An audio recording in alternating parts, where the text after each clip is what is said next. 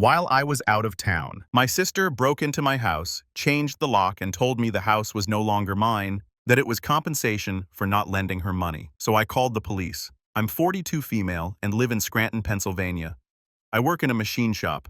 Been doing it for almost 20 years. I'm the woman who clocks in, does her work, and keeps to herself. I don't need much, just my tools, a working truck, and peace at home. I've been married to Carlos for 13 years. We don't have kids, and honestly, that's been fine. We focused on building a stable life. A little two-bedroom home we bought after saving for years. Nothing fancy, but it's ours. Paid off most of the mortgage already. We've worked for everything. No handouts, no shortcuts. Carlos's younger sister Diana has always been the complete opposite. She's 35, still chasing pipe dreams. Every 6 months, it's something new. Drop shipping, crypto, flipping real estate with no money, some app idea. She's too lazy to build. She's lived with their mom, off and on crashed with friends, and even stayed on our couch a few times in the early days. Never held a job longer than a year, always blaming everyone else. I kept quiet about it for years for Carlos's sake. He loved his sister even if she drove him crazy. And to be fair, when we first got married, Diana still had a little charm. She was funny, made people laugh, had this way of talking like she was on the verge of something big. But now she was just a leech with a big ego. 6 months ago, back in December, Diana called me out of nowhere. Carlos was at work. She asked to borrow $15,000. Said she had this new Amazon FBA thing she was getting into with a woman from Philly. Supposedly it was a sure thing. She had a whole pitch prepared like she was on Shark Tank. I told her flat out, no, not rude, just clear. We just put a ton of money into remodeling our kitchen. Carlos had taken a temporary pay cut. I wasn't throwing $15,000 into a black hole. She got quiet for a second. Then she said, I'm not asking for a handout. It's a loan. I said, yeah, and you still haven't paid back that $300 from February 2019. She hung up. 10 minutes later, I get a text from Carlos. What did you say to Diana? She's blowing up my phone. Then a few messages came through in the family group chat. Diana went off, called me controlling, said I was trying to keep her and Carlos apart. Said I was bitter because I never took risks and lived like a scared little woman. Carlos shut it down quick. Told her not to talk about me like that. Told her I had every right to say no, but I could feel the shift. She went silent after that. No texts, no calls. I figured that was it, but it wasn't. Fast forward to a Tuesday in March, 3 months later. Cold, what kind of day? What kind of... Carlos was out of town at a work conference in Denver. I just gotten off a long shift and stopped to pick up a sandwich on the way home. I pulled into the driveway and noticed something off. The porch light was on. That was weird because it's on a timer and it shouldn't have been on yet. I got to the front door and slid in my key. It didn't work. I tried again. Nothing. I stood there confused, checking to make sure I had the right key. I did so, I knocked. No answer. I called Carlos. He didn't pick up. Then I texted, hey, something's weird. My key's not working. Did you change the locks? Still nothing. Then the porch light flicked on. A second later, the door opened just to crack, and there was Diana wearing one of my old work t-shirts, drinking a beer, standing in my doorway. My gut went cold. What the hell are you doing here? I asked. She smirked and said, this isn't your house anymore. I blinked. Thought maybe I misheard. What? You made your choice when you turned your back on family. She said like she was quoting some movie villain. I told her to quit screwing around and open the door. She stepped back a little and leaned against the frame. Still drinking, still smiling. You refused to help me, so I helped myself, she said. Carlos said I could stay here anytime I needed. You're the outsider now. Then she shut the door in my face. I stood there in shock. At first I thought maybe it was some prank. Maybe Carlos had told her she could stay while he was gone, but he would have told me. No way he'd spring that on me. I pounded on the door again. No answer. It started to rain. I stood there soaked, staring at the door. I kept calling Carlos. Still no answer. Then it hit me. Diana had changed the locks. She'd probably gotten a locksmith to come out, used some forged paperwork claiming to be Carlos's wife, and got the place rekeyed. I later found out she'd used a fake ID and lease agreement. She'd become pretty good at creating fake documents for her scams, and now she was sitting inside my house drinking my beer, wearing my shirt.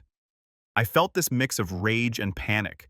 I wasn't about to break a window and get arrested trying to get into my own damn house. I needed to be smart. So I called Jessica. Jessica and I go way back. She's a cop, helped me fix up her old Ford F-150 last winter, and she owed me one. I told her what happened. She didn't even ask questions. Said she was 5 minutes away and would bring backup. 15 minutes later, 2 squad cars pulled up. Jessica walked to the porch, knocked loud. Diana answered again. This time she looked more nervous. "What's the problem, officer?" she asked like she was reading a script. Jessica didn't play along. "You don't live here, you're not on the deed. The homeowner is standing right there and she says you weren't invited." Diana started stammering. "Carlos said my brother said I could stay here anytime and you don't get to change the locks on someone else's home." Jessica said, "You have 5 seconds to come out or we'll come in." Diana stood frozen. Then she tried to argue, but it was too late. They pushed in. Next thing I know, Jessica's dragging Diana out by the arm. Diana's yelling, "I'm family." She's not family. She's a control freak. "This is my brother's house." Neighbors came out. Someone filmed it. I didn't care. They cuffed her and took her to the station for trespassing and illegal entry. Later that night, Carlos flew home early. He was horrified.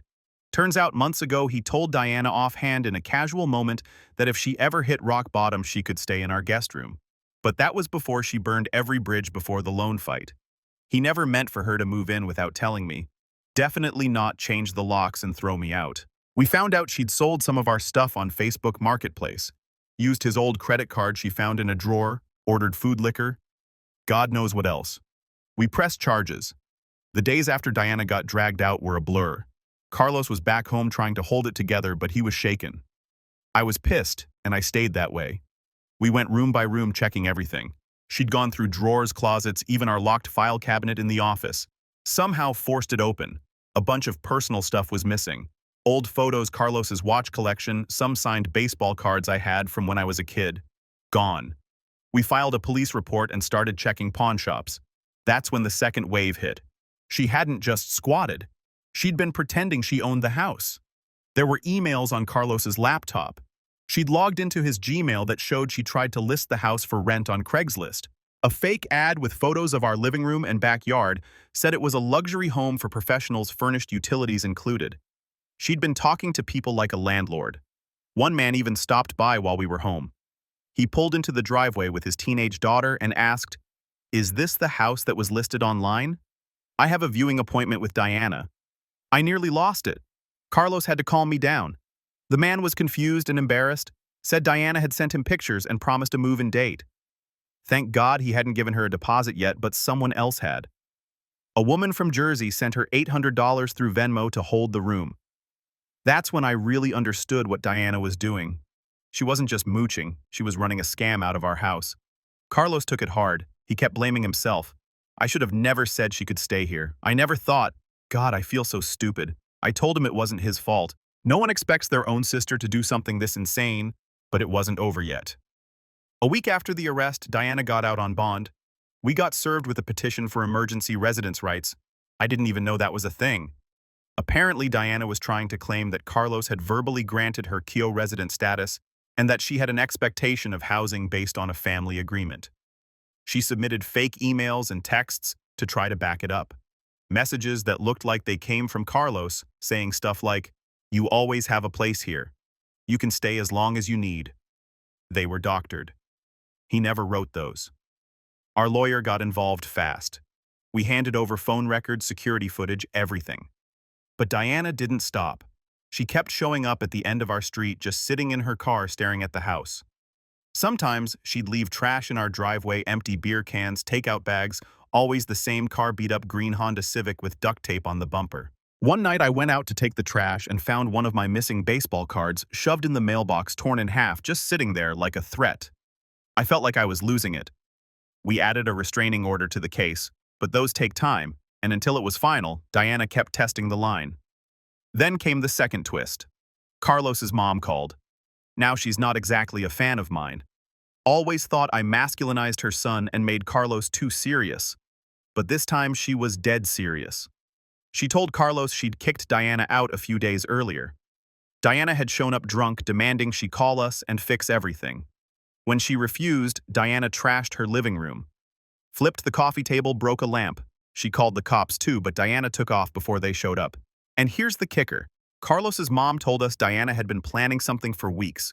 She had told her straight up, if Rachel won't lend me the money, I'll just move in and force her out. Carlos will take my side. She'll leave. He'll realize I'm the only family he's got. She planned to break us up. She thought if she squatted long enough and stirred the pot, Carlos would take pity on her and kick me out. She really believed that. That was her whole game. That was when I snapped. I wasn't just dealing with a freeloader. I was dealing with a manipulator, one who thought she could wedge herself between me and my husband and take over my life. I called Jessica again, told her I wanted to press every possible charge, not just trespassing, but fraud, identity theft, attempted real estate fraud, breaking and entering, credit card theft, harassment, everything. And Jessica told me something I didn't expect. She said, "You're not the only one. Diana has prior small stuff, but there's a pattern. She's pulled cons like this before, just never this big." I asked why nobody ever warned us, Jessica said. Because most of the victims were family. They dropped the charges. Not this time, Carlos. And I doubled down. We froze our credit, added extra surveillance, got legal counsel. The more we dug, the more we found. We even discovered she'd been taking mail from our mailbox while we were at work. A neighbor had caught it on camera once, but didn't know who she was. She'd intercepted a bank statement and a credit card offer. It was full-blown identity theft. Now I was furious but also determined. I wasn't going to just kick her out. I was going to bury her in consequences. And just when I thought it couldn't get worse, Carlos found out he was being investigated by his company's HR department. They'd gotten an anonymous tip that he was involved in housing fraud, that he knowingly let a criminal live in his home to commit scams. They didn't say who submitted it, but we knew Diana was trying to ruin his job too. Carlos's face was pale when he got off the phone with HR. They said they weren't making accusations yet, just doing a routine inquiry after a tip came in. He works for a financial firm. Regulations are tight. If they even think you're involved in fraud or sketchy activity, they can suspend you while they investigate. That's exactly what they did. He was placed on leave pending review, effective immediately. That was the moment Diana stopped being a screw-up in our eyes. She wasn't just some loser with bad luck. She was vindictive, calculated. She didn't just want a place to stay. She wanted to destroy us. I called Jessica again, told her about the anonymous report in Carlos's job. She told me to hold tight, that she was already working on something. Apparently, the fake rental ad and the Venmo messages had pushed things into a more serious category: fraud, with intent to profit off stolen property. And now with the mail theft and the HR report, we had enough for a full criminal investigation. But it was too slow for me. So I started digging on my own. I remembered Diana had left her old cracked iPhone on the coffee table the night she was arrested. I'd thrown it in a drawer, meaning to hand it off to police, but forgot. Carlos said it didn't have a lock screen, so I powered it up. Sure enough, it turned on, and I found everything. She had a notes app full of plans. I'm talking step-by-step schemes like something out of a bad movie. She had titles for each scam. The break-in bluff, sibling leverage, move house lockdown plan, backup HR scare report, anonymous tip link. She'd listed goals, steps, and even scripts for how to talk to the cops, how to lie to Carlos, and what to say to get a locksmith to change the locks without ID. There were screenshots of forged texts between her and Carlos. She'd used a fake texting app to create phony conversations and save them as proof. There were Venmo records showing payments from at least 3 different people. Some of them had rent deposit or utilities included in the memo. It was a goldmine of evidence. But the worst part, she had a to-do list for what came after she got rid of me. Once Rachel is out, file restraining order. She's aggressive. Will look believable. Contact lawyer friend. Fake a lease agreement. Get Carlos back on my side. Remind him about mom's setup. GoFundMe. Wrongfully removed from home by sister-in-law. Move into master bedroom. Change utilities to my name. New car. I sat there shaking, not with fear, with rage. This wasn't just some jerk squatting. This was a full-blown long con, and we'd been the target for who knows how long. I made copies of everything. Sent it to Jessica, our lawyer, and the HR office at Carlos's company. I also printed hard copies and stored them in 3 different places just in case. The fallout was immediate. HR dropped their review of Carlos after seeing the forged texts in Diana's notes. They called the tip malicious interference and flagged it for internal legal action. Carlos was reinstated with full pay and an apology from the regional manager. But Diana didn't know we had the phone, so while she thought we were still scrambling to recover, she went ahead and did the dumbest thing yet.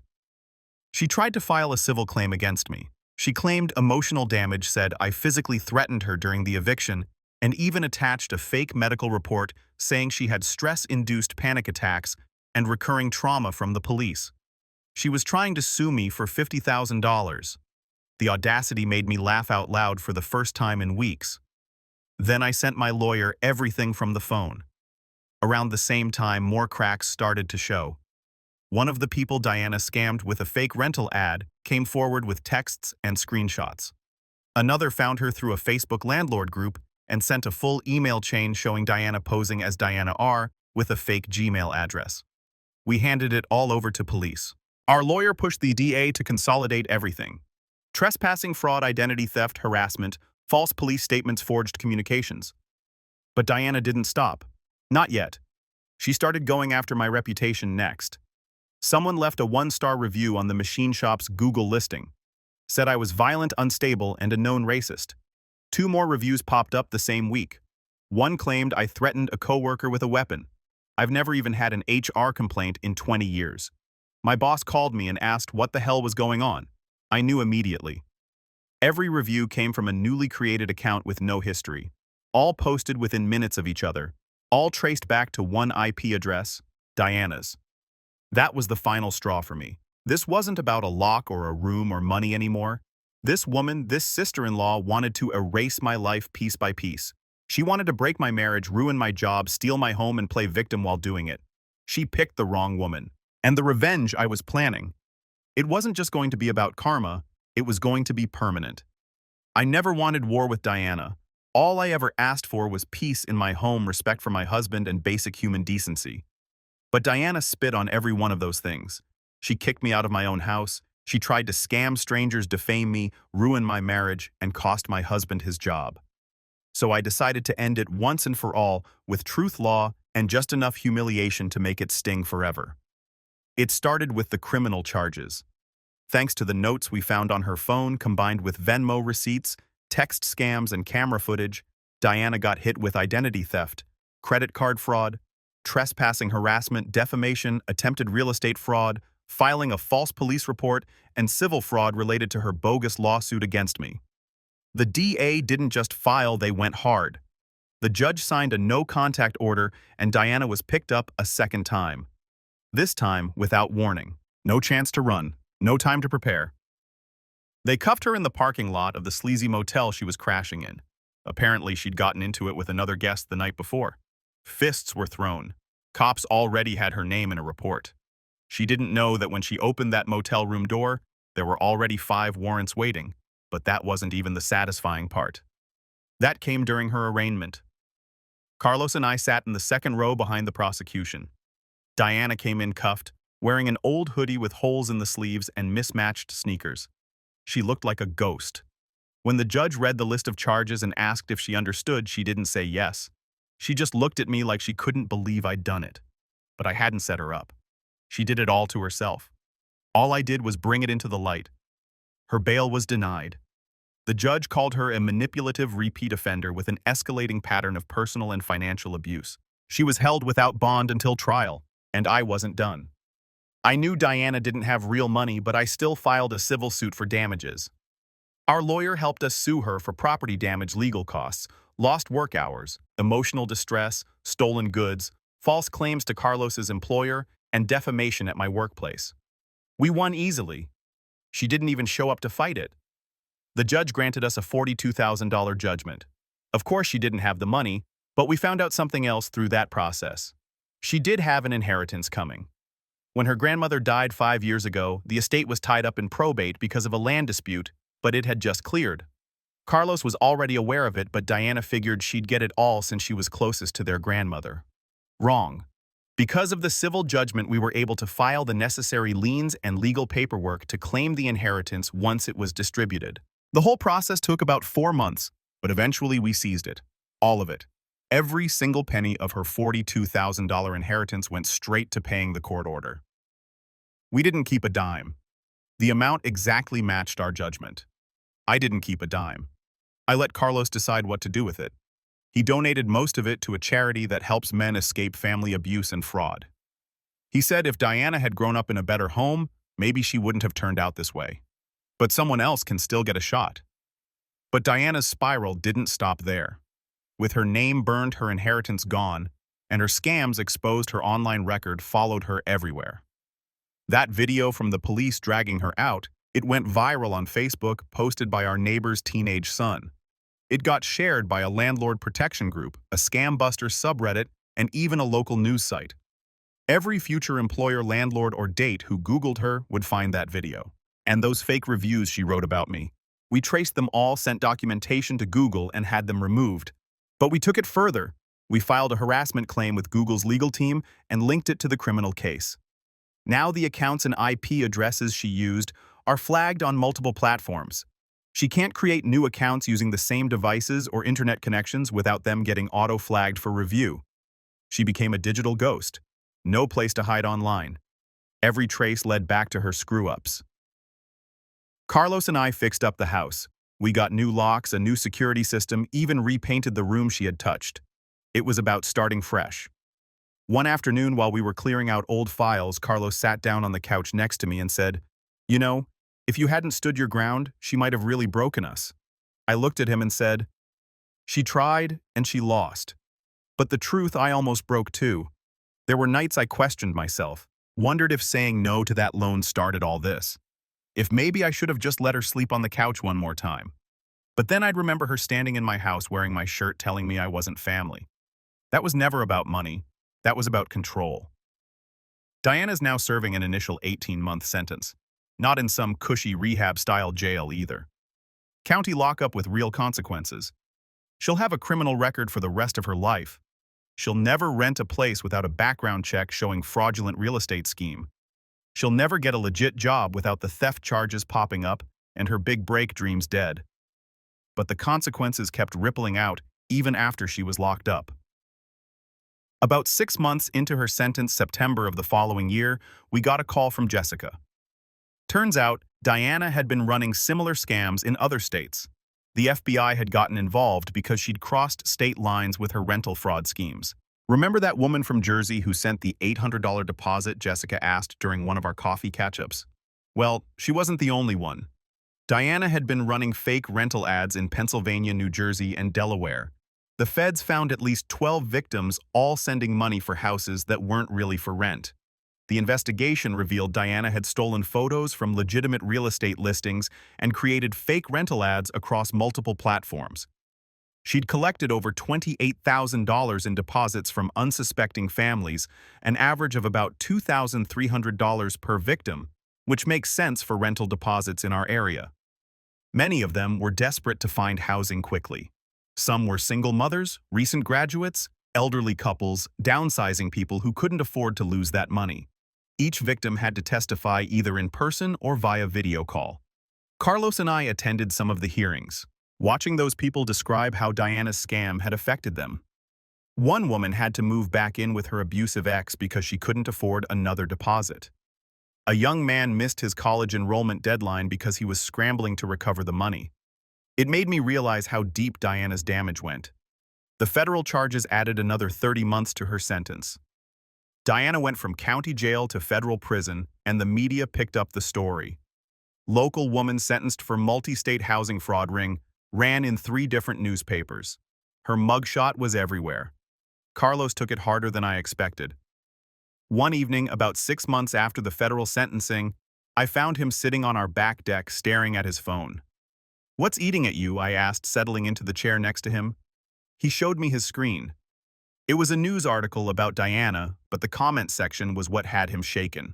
People were calling her a master manipulator, a predator, speculating about her childhood and what made her this way.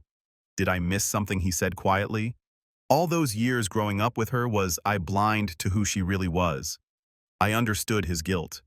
Carlos is the kind of man who sees the best in people, sometimes to a fault.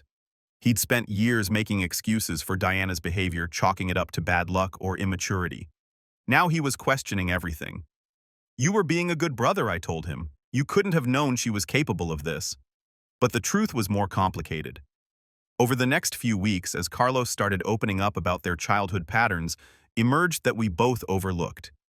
Diana had always been manipulative, just on a smaller scale. She'd convinced Carlos to lie to their parents about her grades, her whereabouts, her boyfriends. She'd borrowed money from his piggy bank as kids and never paid it back. She'd stolen his girlfriend in high school by spreading lies about him cheating. "I think I trained myself not to see it," Carlos admitted one night. Every time she did something awful, Mom would say, "That's just Diana. She doesn't mean it. She's family," so I learned to ignore it too. The realization was painful for him, but it was also freeing. For the first time, Carlos stopped carrying guilt about Diana's situation. He stopped wondering if there was something more he could have done to help her. Meanwhile, the collateral damage from Diana's schemes kept surfacing. Her friend circle, what little she had, completely imploded. Turns out she'd been lying to them too. Borrowing small amounts of money with sob stories about emergency car repairs or medical bills. When the news broke about her arrest, several people came forward with their own stories of being scammed by Diana. One woman, Maria, reached out to us directly through Facebook. Diana had convinced her that she was starting a nonprofit to help struggling single mothers and had collected donations that never went to any charity. Maria had given her $1,200 thinking she was helping other women in need. "I feel so stupid," Maria wrote in her message. But she was so convincing. She had me believing she was this reformed person trying to give back. We connected Maria with our lawyer, and she was able to file her own civil suit. She never got her money back. Diana had nothing left to take, but she said the closure of seeing Diana face consequences was worth it. The other revelation that came out during the federal investigation was how long Diana had been planning to target us specifically. Investigators found notebooks in her belongings dating back over a year filled with observations about our routines, our finances, even sketches of our house layout. She'd been watching us, studying us, learning when we came and went. When Carlos traveled for work when I worked overtime, she knew exactly when to make her move. The notebooks contained other disturbing details. She'd written down the names and ages of our neighbors, our license plate numbers, even the times our mail was delivered. She'd researched property records to understand exactly how much equity we had in the house. One entry dated 6 months before the loan request simply said, "I think she's so much better than family." Time to teach her a lesson about what really matters. Reading that made my skin crawl. This wasn't a desperate woman making impulsive decisions. This was a calculated attack that had been in the works for over a year. The psychological evaluation ordered by the court painted an even more disturbing picture. Diana was diagnosed with antisocial personality disorder and narcissistic personality disorder. The psychologist's report noted her complete lack of empathy for victims and grandiose sense of entitlement. The defendant shows no genuine remorse for her actions. The report stated her primary concern appears to be anger at being caught rather than guilt over the harm caused to others. Even in prison, Diana continued to cause problems. She was written up multiple times for trying to manipulate other inmates, attempting to start gambling rings, and even trying to seduce a guard. She spent several stretches in solitary confinement. The letters she sent us became increasingly unhinged as her sentence progressed. In one, she claimed we'd ruined her life and that she was going to make us pay when she got out.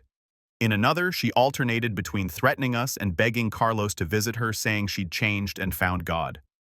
We forwarded all the threatening letters to Jessica and our lawyer. They became part of a new harassment case that extended her sentence by another 6 months. Meanwhile, our lives steadily improved. I didn't just get promoted to shift supervisor. I was asked to help train new employees and even spoke at a regional conference about workplace safety.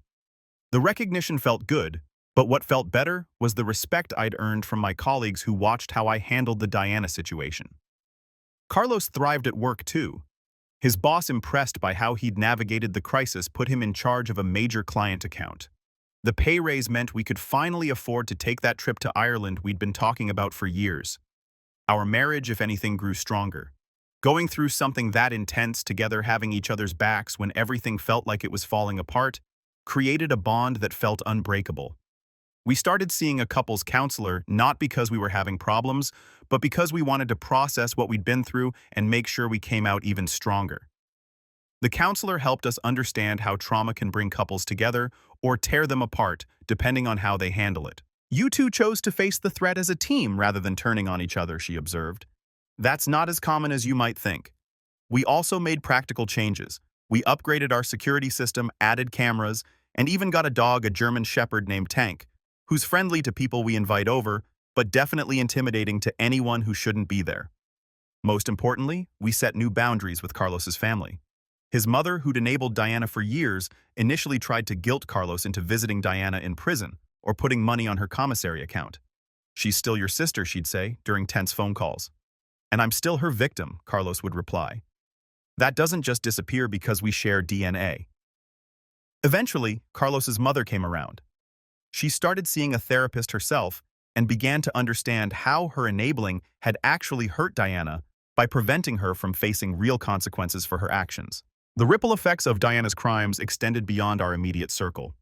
The machine shop where I work updated their background check policies after my boss realized how easily someone with criminal intent could have infiltrated our workplace. Carlos's company did the same, implementing more thorough screening procedures. Our neighborhood association started a community watch program after our neighbors realized how long Diana had been surveilling our street without anyone noticing. Property crimes in our area dropped significantly once people started paying more attention to suspicious behavior. As Diana's release date approached, she still had over 2 years left to serve by this point, putting her release sometime in late 2027. We consulted with our lawyer about additional protective measures. We learned about victim notification programs that would alert us when she was released, transferred, or if she violated any terms of her eventual probation. The system isn't perfect, our lawyer warned us. But you've built a strong paper trail. If she tries anything again, she'll go away for a very long time. We also talked about the possibility of moving, but ultimately decided against it. This was our home. We'd worked too hard for it, put too much of ourselves into it to let Diana's memory drive us away. Instead, we focused on building the life we wanted. We started hosting regular dinners for friends, the kind of gatherings we'd been too stressed to enjoy when Diana was constantly causing chaos. We planned future projects for the house, talked about maybe getting a second dog, discussed whether we wanted to travel more or focus on local adventures. I used to believe family was everything. Now, I believe this. Family is earned, not owed, and anyone who tries to take what you built, they'd better be ready for the storm that follows. Because sometimes revenge doesn't come with fists or shouting. Sometimes it comes in court papers, frozen bank accounts, and the cold silence of a locked door they'll never open again. And that's exactly what Diana got. But more than that, she lost the chance to be part of something real, something built on love and respect and hard work. She threw away a family that would have been there for her if she'd just been willing to be human. Her loss was our gain. And every day that we wake up in our peaceful home, every quiet evening we spend together, every laugh we share without looking over our shoulders, that's the best revenge of all.